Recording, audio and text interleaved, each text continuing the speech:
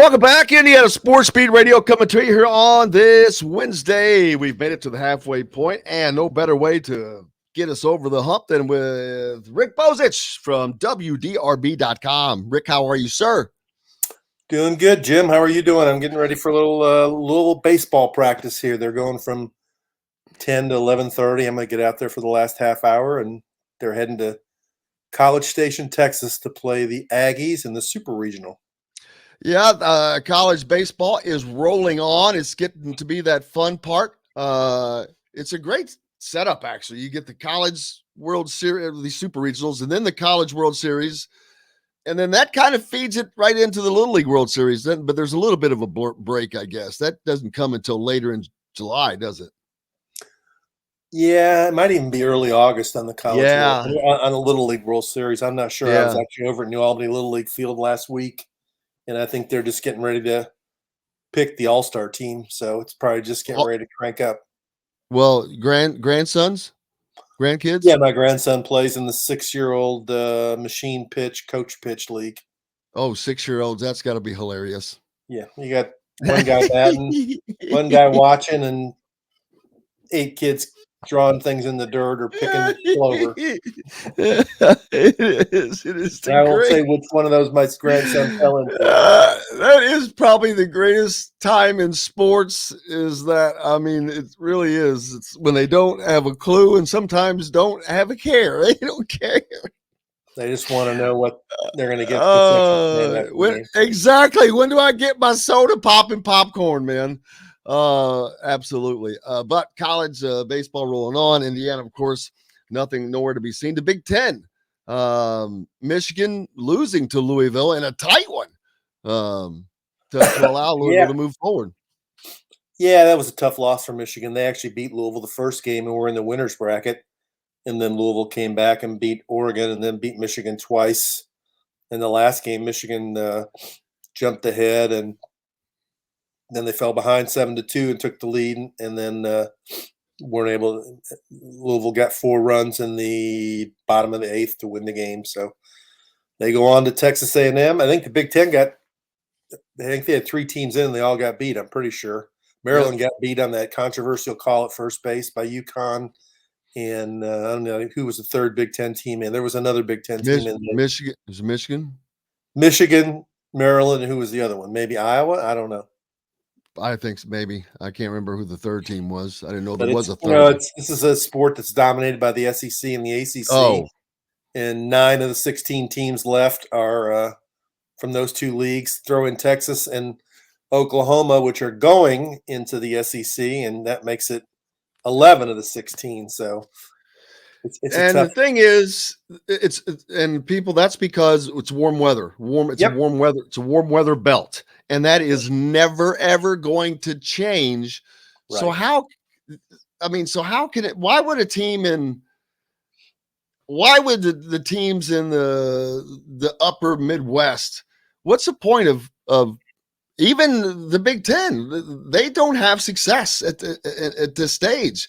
I'm not going to say why have it, but doesn't seem to be a great point at the end of the season because history is going to show you're just not going anywhere. Yeah, and that's the thing that Louisville baseball's taken big advantage of, even though they're not really that far north, in just 2 hours, hour and 45 minutes south of Bloomington. They do play in warmer weather cities, going to Miami, Florida State, Georgia Tech, Clemson, those places. And they've made a living really in recruiting kids from the Chicago area, Indiana, Michigan, Wisconsin, and saying, you can play fairly close to home and still play in a warm weather league, and it's really worked for them. Yeah, and they're probably the furthest north, the most successful team that is furthest north. Consistently, they are. I think there's 2 teams this year that are left that might be further north. Connecticut made it, which is remarkable. And I think there might be one other one, but I have to look. Yeah, how's that outlier happen? I don't know. It's crazy. I mean, you talk that zero history in this sport, and this is a sport that is just filled with teams that just do it all the time. I don't care if it's Vanderbilt, whomever. It's always those teams. And Notre Dame is Notre Dame is the other team that's in there, and in fact, they play the best team in the country, Tennessee. So we'll see. Their season will probably end this weekend in Knoxville. Always fun to look at. Mark Cuban and Campus Inc. making a big splash with colleges around the country. IU just signed up with those guys. NIL continues to evolve. And I said earlier, I don't know if it was on air or not, but because currently this seems to be a system that cannot sustain itself with, it can't get into an arms race. It will eventually collapse, I would think. So all these different consortiums and these guys looking in different direction. Is it going to be too much for the players, too distracting? I mean, look, think about all the stuff that they're doing now on top of what they have going on with school and their sports, and they're trying to make a dime. Yeah, I mean, I think this helps because it provides more structure. And if I read some of this right, this is sort of in part a one-stop shopping thing where each player is going to have his own quote locker.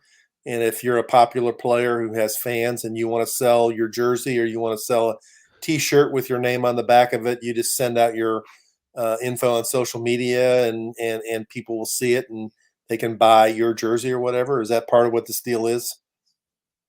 Yes. Yeah, and I think what schools are going to have to do. To me, the biggest news in college sports yesterday was Duke hired sort of a general manager or a player personnel director, or whatever it is, from Nike, and her whole focus had been working with EYBL and Nike stuff, and I think it's going to be her job to navigate this stuff for players. And I think each school is going to have to have at least, if not a full-time person, but at least somebody on their staff who spends some of their time helping players maximize their social media, maximizing their merchandise. I mean, I know it sounds bizarre, but when you see the most popular and most powerful brand in college basketball, which is Duke, making the decision that this is important, you need to pay attention. Well, absolutely. Indiana is one of those schools that we've seen try to be out on the forefront with marketing and branding and helping the players, and with the Cuban Center and the video and with all of that. But yeah, yesterday, Duke hired former Nike NBA staffer to help the players with the NIL specifically. That's their job. You got people that are being hired to recruit the portal and people that are being hired to guide NIL now. It's just it's an entire wing.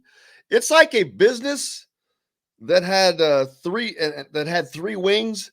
They've added an entire new wing to their business. Athletics have. This is an entire extension. It's its own department of all the things that go with this that end up being bigger than everything else that there is. But Duke hired former what was her name? She'd been with the NBA for a long time. I'm Right. trying to get to it as quick as possible. Spent 1 year also with Nike on the EYBL circuit. So she's been out there working with the kids, knows what that's all about. So 8 years at Nike working with grassroots partnerships and event strategy. So man, she's already in depth and ingrained with that level. And Duke was smart enough to get on it first. And that's how you stay ahead of the curve. Yeah, it is.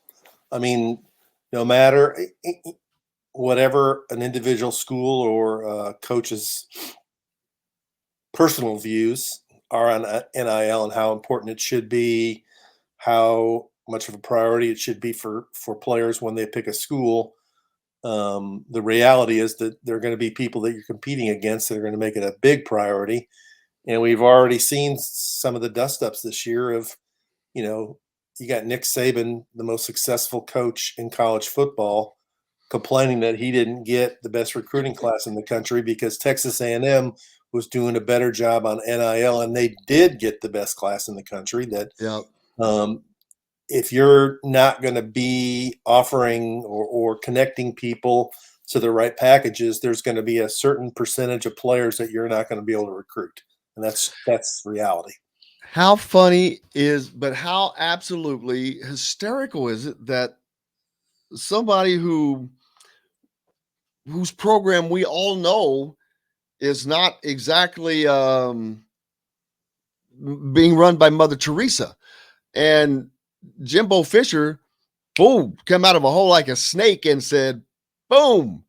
And I said this the other day. I've never seen anybody shut up faster than you saw Nick Saban shut up as soon as he said, "Hey, you want to know where the bodies are buried? I was there. I helped bury, or I saw them buried," and he did.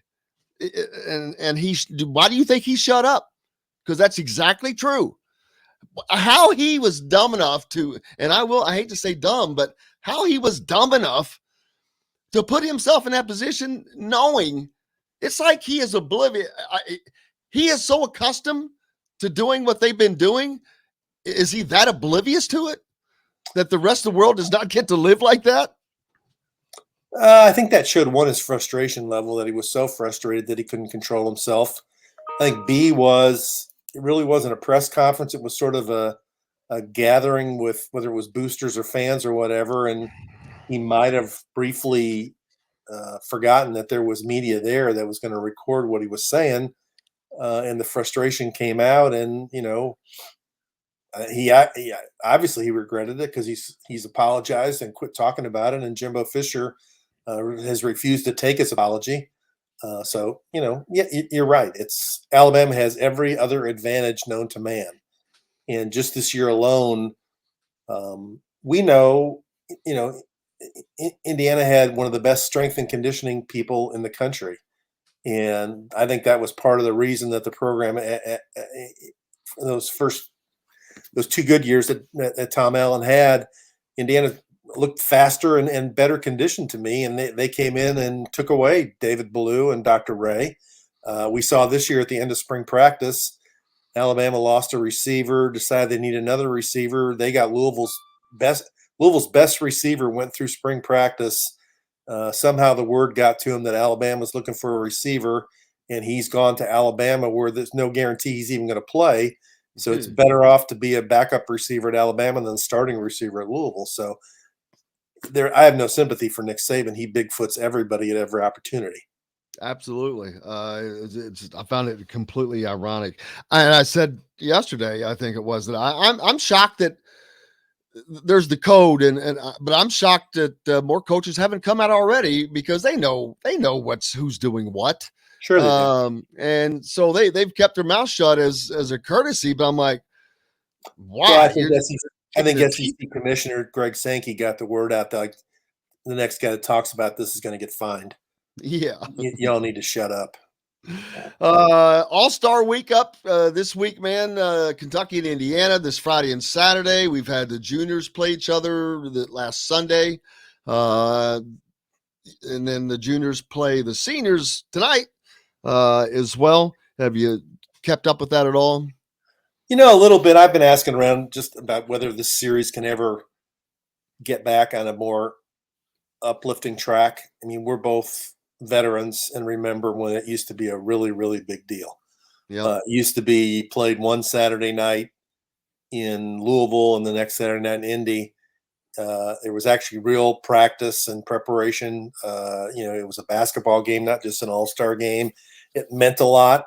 It sold out, whether in the old days, I mean, I'm going back to Hinkle Fieldhouse, then Market Square Arena, and then I don't know if it ever did sell out Bankers Life, but now aren't they playing at Southport High School?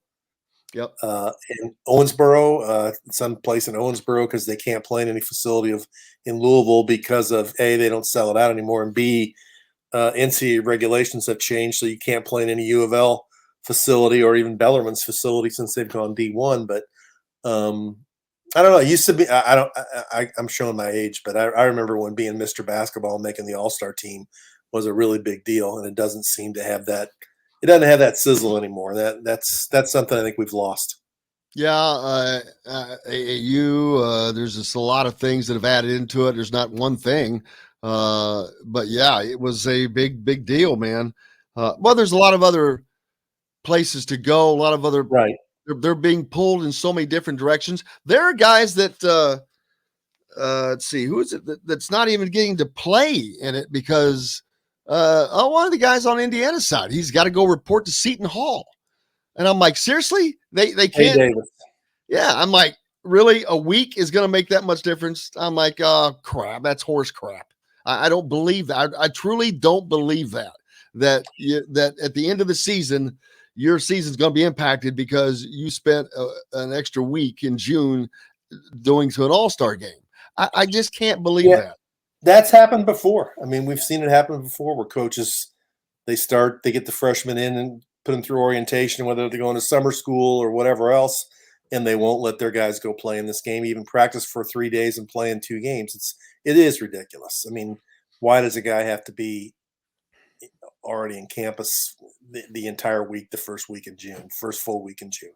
It's ridiculous. I talked to Scott Davenport of Bellarmine on Monday, and he's letting his guy, Pete Suter of Carmel, he was here for 2 days to practice, and he's letting him go back to Indy and play with the All-Stars because he grew up as a high school coach in this area, and he understands the importance of that game and what it should mean to a kid for making the Indiana All-Star team. But some of these other coaches, they don't get it. They're not going to get it. So that would be, I guess, Shaheen Holloway, told Tay Davis, that's the kid who was going to go to Louisville and then decommitted and went to Seton Hall, that it's more important to get out to New Jersey than it is to play in that game. That's unfortunate. Yeah, it is. And that's because, I agree with it. It's because he's not from here, but also Scotty Davenport's just a guy with common sense. He's just a down to earth, boy. They still screwed those teams over on that Division I jump up. The NCAA. Bellarmine just completed their second season as a Division I team, but could have qualified for the NCAA tournament probably both seasons this year for certain, but last season probably as well. But still have to wait 2 more seasons, which is the another utterly ridiculous thing. Yeah, and Scotty recruits Indiana high schools hard. He's got a kid. There's a big kid that was at North Harrison a couple of years ago, a 6'11" kid, I think, who went to William and Mary, and now he's transferred back. He's going to play for Bellarmine next year. He's got Justin Betts from Providence High School coming back for another year. He had a kid this year from Vincennes. I mean, he gets the culture of Indiana high school basketball, and he says he told me the other day he likes to recruit Indiana high school kids because they play in big gyms in front of big crowds all the time, and the moment never overwhelms them. They're used to the attention, and so I think he understands that if you're good enough to make the Indiana All-Stars, you should be able to enjoy the reward of playing in that game.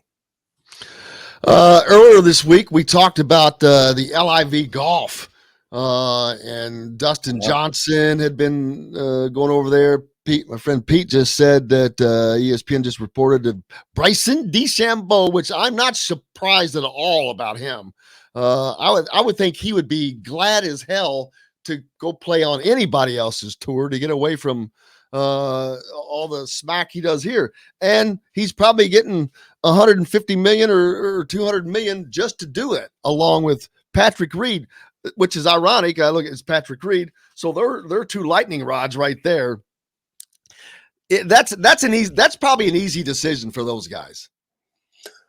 Yeah, I agree. I mean, DeChambeau's been involved in different dust-ups here or there, so it might be a way for him to go and have a less stressful life and with guaranteed money coming in. And Patrick Reed seems to be a guy who isn't very well liked by other members of the tour, but because he cheated? Yeah, that's what they say. It's becoming a sexier list of guys for sure who are doing this. I mean, you already got Mickelson and Dustin Johnson. That was big for him because he doesn't carry any baggage. He's a big name. Mickelson's got baggage. So you've got 3 out of these 4 names we're talking about are what I would call baggage guys. Yeah, is the first tournament this weekend? You know what? I don't know. Yeah. If it is, they're going to be happy guys because they have stand a better chance to win. I don't follow golf as closely as a lot of people, but I think one of the ancillary stories to go with this, though, is like this might possibly affect the eligibility of some of these guys to play in the Ryder Cup, I guess, because they're not on the PGA Tour, or I don't know. It seems to be this reminds me of, some of the things we've seen in the past, with football, where they start up these other leagues, but they've actually got some dudes going to this league that people might want to watch play. And I guess it depends on how dramatic some of the early tournaments are to see whether people, the viewers will decide what kind of numbers they can get watching these guys on TV. Oh, well, they're going to watch the first one, and Yeah. it does begin tomorrow, as you suspected, at Centurion Club outside of London. Also in that field are Kevin Na and Dustin Johnson, who were among several golfers announced over the past week they were resigning their PGA Tour membership. I'm surprised that in the United States that the PGA will get away with that. Of not letting them play in the Ryder Cup? Of not letting them play. The rules enough to say whether that is in fact the case. I've just seen some guys talk about it, saying that they hope they'd still be able to play, so it must be some level of uncertainty about it. But, Mickelson has that book out about him now, which is on the New York Times bestseller list, an unauthorized biography where the gambling stuff is discussed. He did do an interview with Bob Herrig of Sports Illustrated and confirmed some of the gambling losses. And he sort of built up the storyline by not playing for so long that people are going to tune in to watch him play in this tournament just to see how he performs. Amazing stuff. Yeah, the money is crazy. We're talking, I think Mickelson was paid $200 million to just join their league. And that's not playing in a single tournament. What you call a signing bonus. That's a serious signing bonus, man. And he's got us. They're getting some of their money's worth right now because we're talking about it. If he hadn't done it, then we'd probably not be talking about it. Look how much money Tiger Woods turned down. Probably I have to guesstimate, but guesstimating it to be $750 million. Right, $750 million. Yeah, I would think so. If they to go. How do you? I mean, if it was just for a year or what? Yeah, there's no way. There's no way you don't do it. But you also have to admire his resolve to say, no, I'm sticking with the PGA. I mean, he's not being bought, so you can say a lot of things about him, but how many people in this world could and would turn down $750 million just to sign up for something? Not many of us. No. Not very many. And I'm probably not one of them. I'll be honest with you. What's up next for you, man? Like I said, I'm getting ready to go out to Louisville baseball practice here in a little while. They'll play this weekend in Texas A&M. We're not going to College Station. If they go to Omaha, I'm sure we'll go to that. Mainly be a TV weekend for me, so I'll be watching Louisville baseball. And then Saturday afternoon is the Belmont Stakes, it's a weird conclusion to the Triple Crown this year because I think you're going to have most likely three different winners unless Rich Strike wins the Belmont. And I think I read that there's not one horse that even running in all three races this year. Wow. That's crazy. And Rich Strike does not seem like a Belmont horse to me, but I have not followed it enough. Much longer race, 1.5 miles versus the Derby is a mile and a quarter. And trust me, that's a big difference because it seems like it takes forever to finish that race out. But I'm just disappointed. Why don't they just? I know it's historical dates, but with all the talk about running this many races, why the hell are they running so close back to back to back? Because they always have, and I think there's a strong vocal amount of traditionalists in horse racing who say if you change it, then anybody that wins the Triple Crown from this date forward won't be considered as worthy as the ones, the 9 or the 11 or 10 or 11, however many it is that have won in the past. And because we've had 2 Triple Crown winners since 2015, I think that I agree. That killed I think it was headed towards a possible change until then, but then American Pharoah and Justify won Triple Crowns in 15 and 18, and the entire momentum was lost. To me, the biggest storyline about the Belmont this weekend is that for the first time that I can remember is that the Belmont's not on NBC. It's on Fox. So wow. NBC has the first 2 legs of the Triple Crown, but Fox, which tried to get the Derby contract several years ago and didn't get it, but Fox does have the Belmont contract, and I don't remember them ever covering horse racing, so I'll be very curious to see how they cover it. Yeah. Well, buddy, I appreciate you so much. Enjoy yourself. I hope you get to have some peanuts and Cracker Jack and a great weekend. All right. Thank you, Jim. Always good talking to you.